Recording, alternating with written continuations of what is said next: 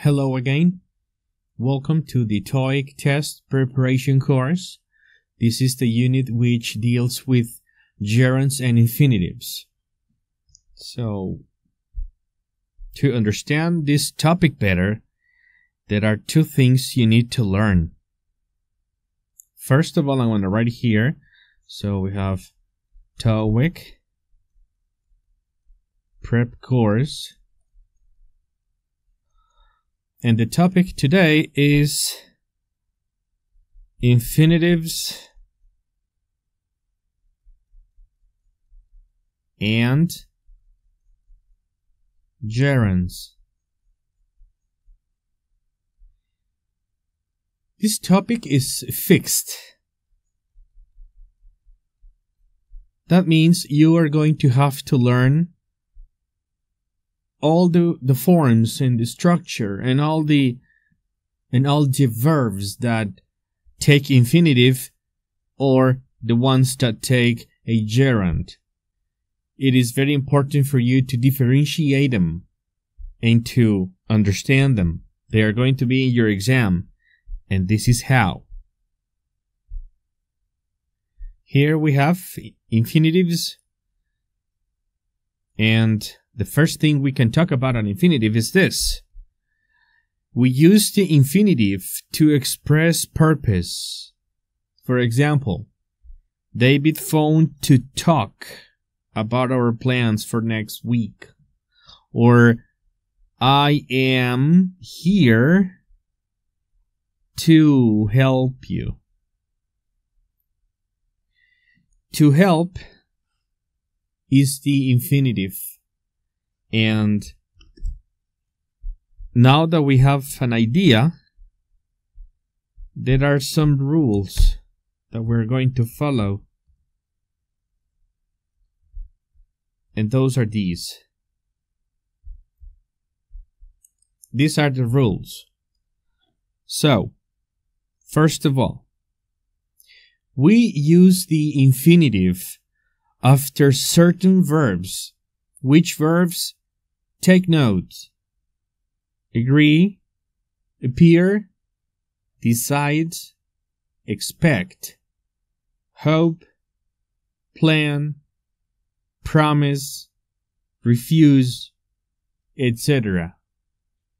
These verbs make up 80% of all those verbs that take an infinitive form. And here's an example. They expect to start the construction next week. So, after these verbs, you are going to add an infinitive. In the Toeic test, they are going to give some of these verbs in a sentence.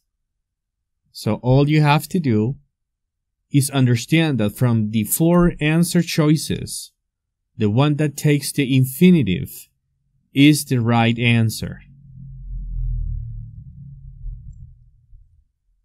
Then we have, after some expressions such as would like, would prefer, would love, after those 3 expressions we need to add an infinitive form.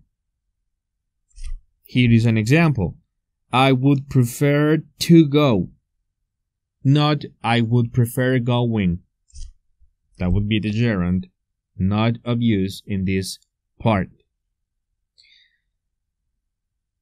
We also use the infinitive after adjectives which describe feelings or emotions. For example, happy, sad, glad. So I can say, I am happy to see you. Or I am sad to hear that. Sad is an adjective. For adjectives, we can use the verb to be or some other verbs like feel. And glad. So that's why you say, I'm glad to meet you. Then, after the same adjectives, which express willingness or unwillingness to do something. So you can say, I am willing to go. I am eager to learn. I was reluctant to do it. We use the infinitives to refer to a person's character. For example, clever or kind. So we can say an example. It would be like, he was clever to do it.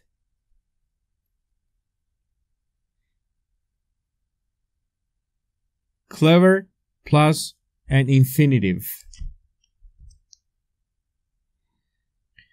We also use the infinitives after to and enough. So we can say, I am too old to do that. Or, this is not enough money to buy the present. I don't have enough money to buy the present.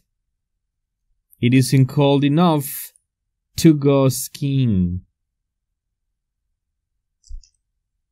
We also use the infinitive to talk about an expected event with the word only.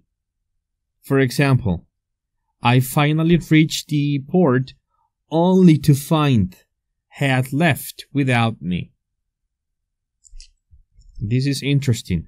If we have this structure, it plus the verb to be plus an adjective or noun. For example, easy is an adjective, so we can say it was easy to find. It was hard to do. It was hard to do. Then we can also say that we use the infinitive if we have this expression after the verb to be plus the words first, second, next, or last. For example, he was the next person to shake my hand when I received the award. I was the first man to go to that place. We can also use the infinitive after verbs and expressions such as ask, learn, explain, decide, find out, want to know. So we can say, she asked me to go, or I want to learn to cook. We also use the infinitive in the expressions to tell you the truth, to be honest, to sum up, to begin with. So I hope you're taking notes. This is important for you to know because this is how it will appear in your exam. This is how you will see it in your Toeic test. This part is particularly interesting. We used an infinitive without to in these cases after modal verbs. So some modal verbs are can, could, should. We never say can to go, could to come, or should to do it. We say I can go, you could go, she could go, but never she could to go. Then we use an infinitive without to after the verbs let, make, see, hear, and feel. Please remember, this is a distractor very commonly used in your exam. So you say let me go, you never say let me to go. You say make, so you say make me laugh, you never say make me to laugh, etc. We also use the infinitive without to after the expressions had better and would rather. So, for example, we had better take the metro. Now, we use the gerund in these cases. First of all, we can use the gerund ing form as a noun. For example, driving without a license is forbidden. So, for example, reading a lot of books helps you understand better. Or another example, drinking coffee is good. In this sentence, is the verb. Drinking is a noun, the subject of the sentence. And we use the gerund after certain verbs, such as admit, appreciate, avoid, confess, continue, deny, fancy, go for activities such as go swimming, go fishing, imagine, mind, miss, quit, save, suggest, practice, consider, and prevent. So remember, after those verbs, you are going to need to use another verb ending in a gerund form or ing form. Here are more examples.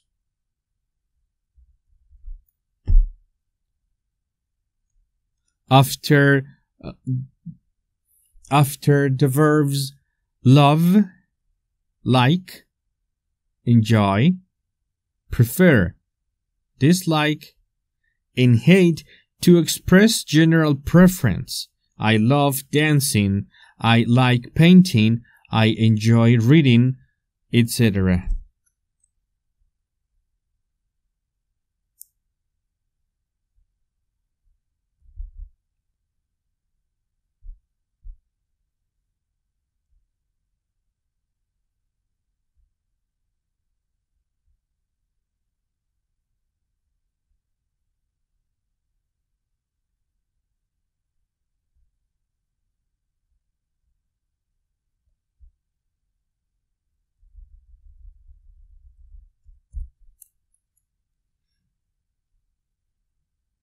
Another important aspect is to know that we use the gerund after some expressions such as be busy.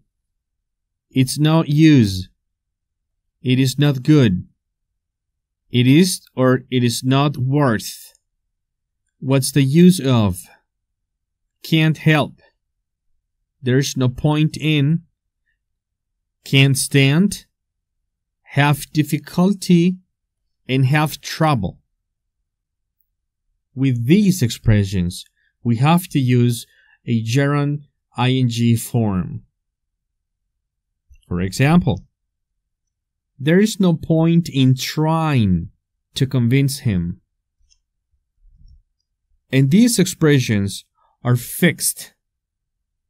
All we have to understand is that the day of the exam, if one of these is given, in the answer choices, a gerund is going to be one of those choices, and I want you to select it as the correct answer.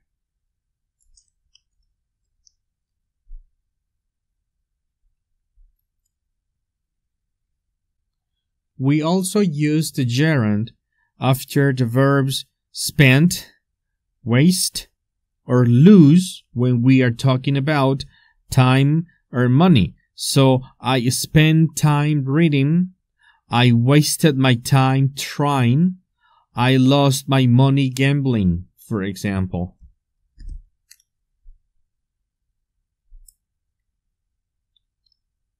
Here is something that I want you to pay close attention to. You can have gerunds after a preposition, in this case after the preposition to, which is rather controversial. Because to is a word that you use with infinitives. And these are the exceptions. Look forward to. This is commonly seen in letters. People say, "We look forward to seeing you again." Be used to plus ing. In addition to plus ing. Object to and prefer plus ing or a gerund. So these are expressions that you're going to need to take notes from and learn them by heart. Gerunds are also used after prepositions. So he was thinking of retiring. Thanks for coming or thanks for watching. After a preposition, you have to use an ing form. Finally, we use gerunds after the verbs hear, listen to, notice, see, and watch. For example, we can say, "I heard you speaking," or "I listened to her crying," or "I noticed her walking." And that's a way for us to understand. Remember, it is very important that you take notes of these differences between gerunds and infinitives, because we will see them in the exercise, in the practice exercise of the Toeic test. Thank you very much for watching and keep on studying.